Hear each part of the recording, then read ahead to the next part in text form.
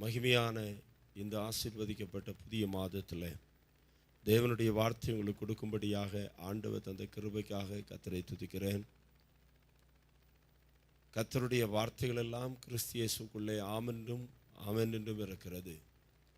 அவர் வாக்குத்தத்தம் பண்ணினவர் உண்மையுள்ளவர், எவ்வளவேனும் பொய்யுரையாத தேவன், சொன்னதை நிறைவேற்ற அவர் வல்லமையுடையவராக இருக்கிறார். இந்த நாளிலும் தேவன் நமக்கு தருகிறதான மகிமையான வார்த்தை எரேமியா தீர்க்கதரிசன புத்தகம் 29ஆம் அதிகாரம் அதனுடைய 11வது வசனம். நீங்கள் எதிர்பார்த்திருக்கும் முடிவை உங்களுக்கு கொடுக்கும்படிக்கு நான் உங்கள் பேரில் நினைத்திருக்கிற நினைவுகளை அறிவேன் என்று கர்த்தர் சொல்லுகிறார். அவைகள் தீமைக்கல்ல, சமாதானத்துக்கு ஏதுவான நினைவுகளே. ஆங்கில வேத புத்தகத்திலே இந்த வார்த்தை அழகாக கொடுக்கப்பட்டிருக்கிறது.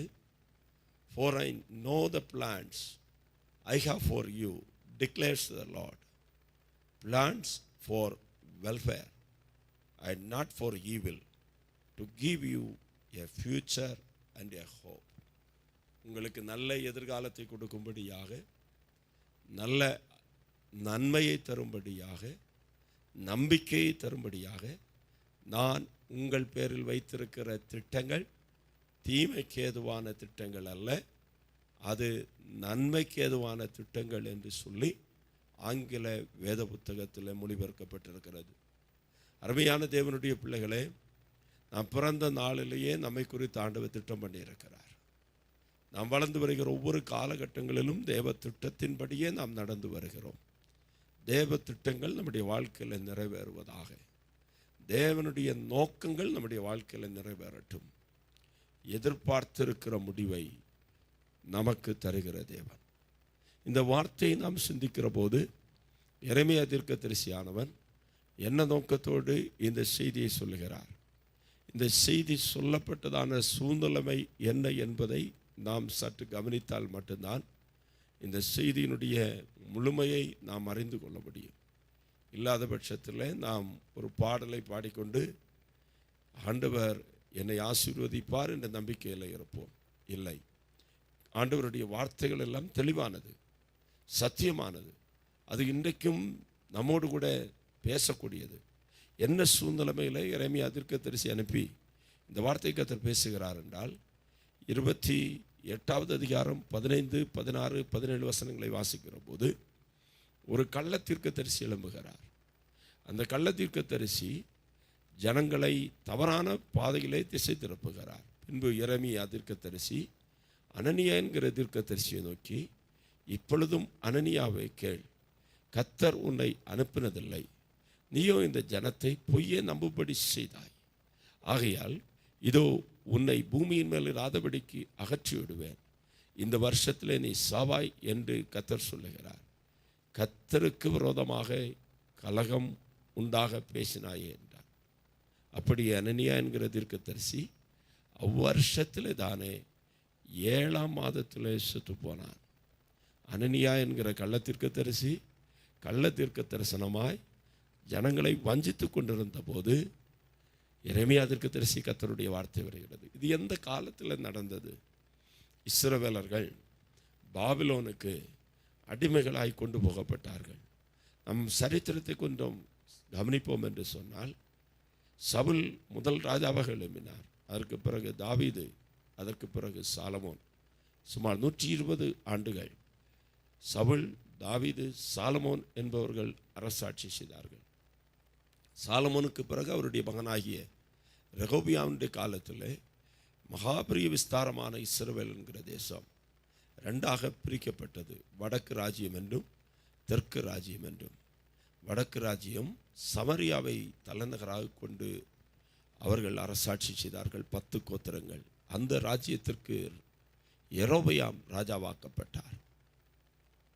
எருசலேமை தலைநகராக கொண்டு யூதா, பென்யமீன் என்ற கோத்திரங்கள், 2 கோத்திரங்கள், அதற்கு ரெகோபெயாம் ராஜாவாக இருந்தார். காலங்களிலே கிமு 722ஆம் வருஷத்தில் வடக்கு ராஜ்யம், இஸ்ரவேல் என்கிற ராஜ்யம் அசீரியாவுக்கு அடிமைகளாய் போனாங்க. அவங்க திரும்ப வரவில்லை. அதே நேரத்தில் இஸ்ரவேலை மையமாக கொண்ட யூதர்கள், இஸ்ரவேலில் வசித்து வந்த யூதா கோத்திரமும் பென்யாமின் கோத்திரமும் கிமு 606, 597, 586 ஆகிய வருடங்களிலே பாபிலோன் ராஜாவாகிய நேபுகாத்நேச்சார் 3 முறை எருசலேமுக்கு நேராக யுத்தம் பண்ண வந்தார். அந்த 3 முறையிலும் ஜனங்களை பிடித்து கொண்டு போனார். எருசலேம் தேவாலயத்தை இடித்து போட்டார். சாலமோனால் கட்டப்பட்ட ஆலயத்தை இஸ்ரவேலிலே அல்லது எருசலேமில் இருந்த விலையேறப்பெற்றவைகளையும் நல்லவர்களாகிய மக்களையும் அடிமைகளாகி கொண்டு போய்விட்டார். இப்பொழுது நல்ல வாலிபர்கள், அருமையான கர்த்தருக்கு பயந்த பிள்ளைகள் அநேகர் பாபிலோனில் சிறையிருப்பில் இருக்கும்போது எரேமியாங்கிற தீர்க்கதரிசியை கர்த்தர் எழுப்பி கர்த்தர் தீர்க்க தரிசனமாய் சொன்னார், 70 ஆண்டுகள் போகும், இந்த 70 ஆண்டுகளுக்கு பிறகுதான் நீங்கள் திரும்ப வருவீர்கள். ஆனால் அனனியா என்கிற தீர்க்கதரிசி வந்து சொல்லுகிறார், 70 ஆண்டுகள் எல்லாம் போகாது, 2 வருஷத்தில் நீங்கள் திரும்ப வந்துடலாம் என்று பொய்யாய் தீர்க்க தரிசனம் சொல்லுகிறார். அநேகர் இன்றைக்கும் அப்படித்தான் கர்த்தருடைய திட்டத்துக்கு எதிராக, தேவனுடைய வார்த்தைக்கு எதிராக தீர்க்க தரிசனங்களை சொல்லி ஜனங்களை வஞ்சித்து ஏமாற்றி கொண்டிருக்கிற ஒரு காலகட்டத்திலே நாம் வாழ்ந்து கொண்டிருக்கிறோம்.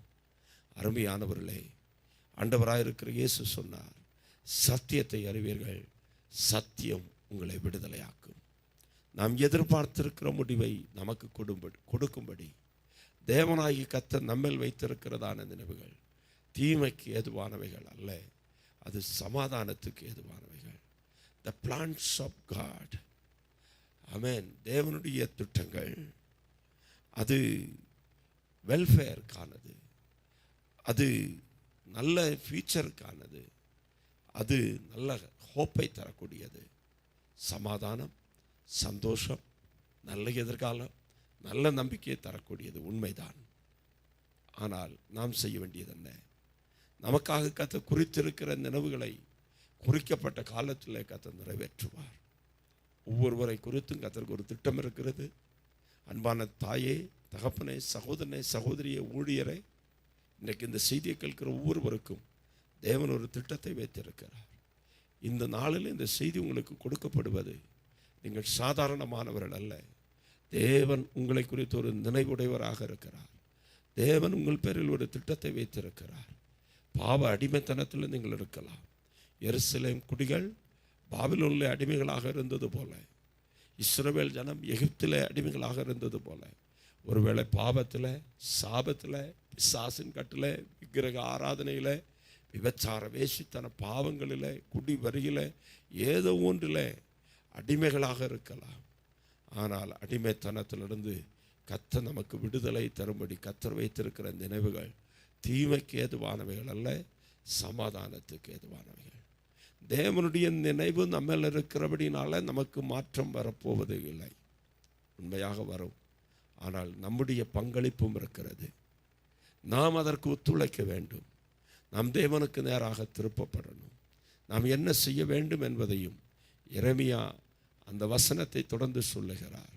முதலாவதாக அவன் எரேமியா தீர்க்கதரிசன புத்தகம் 29ஆம் அதிகாரம் 12, 13 வசனங்களை நான் வாசிக்கிறேன். அப்பொழுது நீங்கள் கூடி வந்து என்னை தொழுது கொண்டு என்னை நோக்கி விண்ணப்பம் பண்ணுவீர்கள், நான் உங்களுக்கு செவி கொடுப்பேன். அப்படி என்றால் நம்மை குறித்த தேவனுடைய திட்டம் நிறைவேற வேண்டும் என்றால் தேவனை நோக்கி நாம் விண்ணப்பம் பண்ண வேண்டும். அப்பொழுது கர்த்தர் செவி கொடுப்பார். 2, உங்கள் முழு இருதயத்தோடு என்னை தேடினீர்கள், ஆனால் தேடுகையில் கண்டுபிடிப்பீர்கள். தேவனை தேடணும், அதிகாலையிலே தேடணும், இருட்டோடு எழுப்பி தேடணும், முழு மனதோடு தேடணும், முழு இருதயத்தோடு தேடணும். கர்த்தரை தேடும்போது கர்த்தர் அவன் கண்டுபிடிக்கப்படுவார். 14வது வசனம், நான் உங்களுக்கு காணப்படுவேன் என்று கர்த்தர் சொல்லுகிறார். நான் உங்கள் சிறையிருப்பை திருப்பி நான் உங்களை துரத்திவிட்ட எல்லா ஜாதிகளிலும் எல்லா இடங்களிலும் இருந்து உங்களை சேர்த்து நான் உங்களை விலக்கி இருந்த ஸ்தலத்துக்கு உங்களை திரும்ப வரப்பண்ணுவேன் என்று கர்த்தர் சொல்லுகிறார். இந்த நாளிலே கர்த்தர் தருகிற தீர்க்க தரிசனமான வார்த்தை, ஜெபத்துக்கு திரும்பணும், கர்த்தரை தேடுவதற்கு திரும்பணும். தேவ சமூகத்தில் திரும்பி வந்தால் நம்மை குறித்து அவர் வைத்த அந்த நினைவுகள் அது ஆசீர்வாதத்துக்கு காரணமாக மாறும், நன்மைக்கு காரணமாக மாறும். வேத வசனத்தை நாம் வாசிப்போம் என்று சொன்னால், பழைய ஏற்பாட்டின் புத்தகத்திலே அநேக பக்தர்களை கர்த்தர் நல்ல நினைவுகளை கொடுத்தார், நல்ல வாக்கு தத்தங்களை கொடுத்தார். அந்த வாக்கு தத்தம் நிறைவேறுவதற்கு அவங்களும் ஒத்துழைத்தார்கள். அவன் ஊர் என்கிற கல்தைய தேசத்திலிருந்து ஆபிரகாமை அழைத்தார். ஆதியாகமத்தின் புஸ்தகம் 12ஆம் அதிகாரத்தில் இந்த செய்தியை நாம் வாசிக்கிறோம். ஆண்டவருடைய அழைப்பை பெற்ற ஆபிரகாமுக்கு வாக்கு தத்தமாய் ஒரு சந்ததியை கொடுப்பேன் என்று சொன்னார். ஆபிரகாம் அதற்கு என்ன செய்தார்? தேவனை விசுவாசித்தார். ரோமர் 4:17 சொல்லுகிறது, ஆபிரகாம் மரித்தோரை உயிர்ப்பிக்கிறவரும் இல்லாதவைகளை இருக்கிறவைகளைப் போல அழைக்கிறவருமாகிய தேவனிடத்தில் விசுவாசித்தார். அந்த விசுவாசம் செத்து போன சாராளுடைய கற்பத்தை உயிர்ப்பித்தது. ஆமென். கர்த்தருடைய வார்த்தை சொல்லுகிறது, சாராள் பிரசவிப்பதற்கு பலனில்லாமல் இருந்தும் அவள் வாக்கு தத்தம் பண்ணினதை விசுவாசித்து குழந்தையை பெற்றெடுத்தாள். தேவன் வைத்திருக்கிற திட்டத்தை பெற்றெடுப்பதற்கு ஆழமான ஒரு நம்பிக்கை, ஆழமான ஒரு விசுவாசத்தை இந்த காலவேளையில் தேவன் தந்தருளுவாராக. மூன்றாவதாக சங்கீதத்தின் புத்தகம் 37ஆம் சங்கீதம் 37ஆம் வசனத்தை வாசிக்கிற போது, உத்தமனை நோக்கி நீ கவனித்திரு, அவனுடைய முடிவு சமாதானமாக இருக்கும். உத்தமனாக இருக்கணும். கர்த்தருடைய வார்த்தை நம்முடைய வாழ்க்கையில் நிறைவேறணும்னா, ஆதியாகமம் 17:1 கர்த்தர் ஆபிரகாமுக்கு சொன்னார், நான் சர்வ வல்லமையுள்ள தேவன், எனக்கு முன்பாக நடந்து கொண்டு உத்தமனாக இரு. அன்பான தேவ பிள்ளைகளை, உத்தமனாக இருப்போம், உத்தமத்தில் உறுதியாக இருப்போம். கர்த்தர் நமக்கு வைத்திருக்கிற திட்டத்தை கர்த்தர் நிறைவேற்றுவார். கடைசியாக எஸ்தரின் புஸ்தகம் 9ஆம் அதிகாரம் குறித்து வைத்திருக்கிற திட்டம் நிறைவேறும். மந்திரவாதியினுடைய திட்டம் நிறைவேறாது, அவன் சத்ருனுடைய திட்டம் நிறைவேறாது, பொறாமை கூட்டங்களுடைய திட்டம் நிறைவேறாது. தேவனுடைய திட்டம் நிறைவேறும், தேவனுடைய வாக்கு தத்தங்கள் நிறைவேறும். பாபிலோன் ராஜாவாகிய நேபுகாத்நேச்சாருடைய திட்டங்கள் நிறைவேறாது, பெல்தசாசருடைய திட்டம் நிறைவேறாது. ஆனால் தேவன் நம்மை குறித்து வைத்திருக்கிற திட்டத்தை நிறைவேற்றுவதற்காய் ஒரு தானியேலை எழுப்புவார். தானியேல் உபவாசம் பண்ணி ஜெபம் பண்ணுகிறார். தானியேல் ஜெபம் பண்ணுகிற போது அந்த காலகட்டத்தில் தரியு ராஜாவை கர்த்தர் எழுப்பினார். அதற்கு தொடர்ந்து கோரேசை கர்த்தர் எழுப்பினார். ஏசாயா 45 சொல்லப்பட்டிருக்கிறது, கோரேஸ் பிறப்பதற்கு முன்பதாகவே நீ என்னுடைய தாசன், நான் உன்னை பேர் சொல்லி அழைத்தேன், நான் உனக்கு முன்னே போய் வெண்கல கதவுகளை உடைப்பேன், இருப்பு தாழ்பாடுகளை முறைத்துப்பேன், கோணலானவர்களை சுவையாக்குவேன் என்று கர்த்தர் வாக்கு பண்ணுகிறார். எதற்கு? எரேமியாவின் மூலமாய் சொல்லப்பட்ட அந்த தேவனுடைய நினைவுகளை, தேவனுடைய விருப்பத்தை நிறைவேற்றுவதற்கு. அன்பான தேவனுடைய பிள்ளையே, உங்களுடைய குடும்ப வாழ்க்கையில், உங்களுடைய பிள்ளைகளுடைய வாழ்க்கையில், ஊழிய பாதையில் தேவன் வைத்திருக்கிற திட்டம், தேவன் வைத்திருக்கிற பிளான்கள் அது தீமைக்கு ஏதுவானவைகள் அல்ல, சமாதானத்துக்கு ஏதுவானவைகள். அந்த பிளான் திட்டம் நிறைவேறணும்னா ஜெபம் பண்ணணும். அந்த பிளான் திட்டம் நிறைவேறணும்னா முழு இருதயத்தோடும் கர்த்தரை தேடணும். அந்த பிளானும் திட்டம் நிறைவேறணும்னா உத்தமர்களாக இருக்கணும். அந்த பிளான் திட்டம் நிறைவேறணும்னா தேவ சமூகத்தில் உபவாசித்து ஜெபிக்கணும். கர்த்தர் நமக்காக ராஜாக்களை எழுப்ப பண்ணுவார், அதிகாரிகளை எழுப்ப பண்ணுவார். குறிக்கப்பட்ட நாளில் நம்மை குறித்து கர்த்தர் வைத்திருக்கிற திட்டங்களை நிறைவேற்றுவார். நீங்கள் எதிர்பார்த்திருக்கிற முடிவை உங்களுக்கு கொடுக்கும்படி நான் உங்கள் பேரில் நிலைத்திருக்கிற நினைவுகளை அறிவேன் என்று கர்த்தர் சொல்லுகிறார். அவர் தீமைக்கல்ல, சமாதானத்துக்கு ஏதுவான நினைவுகள். பொய் தீர்க்க தரிசனங்களை நம்பாதீங்கள். கள்ள தீர்க்க தரிசனுடைய வார்த்தைகளுக்கு செவி கொடுக்காதபடி தேவனுடைய வசனத்துக்கு இடமாய் திரும்பும் போது நிச்சயமாய் நமக்கு நல்ல முடிவை கர்த்தர் தருவார். ஜெபமனோமா. எங்கள் நல்ல பிதாவை, இந்த நாளில் எங்களோடு பேசுகிற வார்த்தைக்காக நன்றி.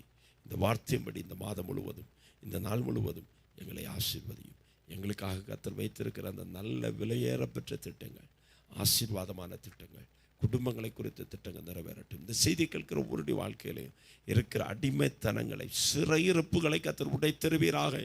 பாவத்தின் சிறையிருப்புகளிலிருந்து, சாபத்தின் சிறையிருப்புகளிலிருந்து விடுதலையாக்குங்க. பல தீய பழக்கத்தில் அடிமைப்பட்டவர்களை விடுதலையாக்குவீராக. மனக்குழப்பங்கள் இருக்கிறவர்களை விடுதலையாக்குவீராக. நன்மையான எந்த ஈவும் பூரணமான எந்த வாரமும் பரத்திலிருந்து உண்டாகி ஜோதிகருடைய பிதாவினிடத்திலிருந்து இறங்கி வருகிறதே. பிசாசு நன்மையை செய்ய முடியாது, சத்துருக்கள் நன்மையை செய்ய முடியாது. ஆனால் எல்லா நன்மையும் உம்மிடத்திலிருந்து இருக்கிறதப்பா. எங்களுக்கு நல்ல எதிர்காலத்தை நீர் வைத்திருக்கிறீர், நல்ல திட்டங்களை, வெல்ஃபேரை எங்களுக்காக வைத்திருக்கிறீர். இருக்கிறீங்க. அந்த பிளான்கள் நிறைவேறட்டும். இயேசுவின் நாமத்தில் பிதாவே. கர்த்தர் உங்களை ஆசீர்வதிப்பாராக.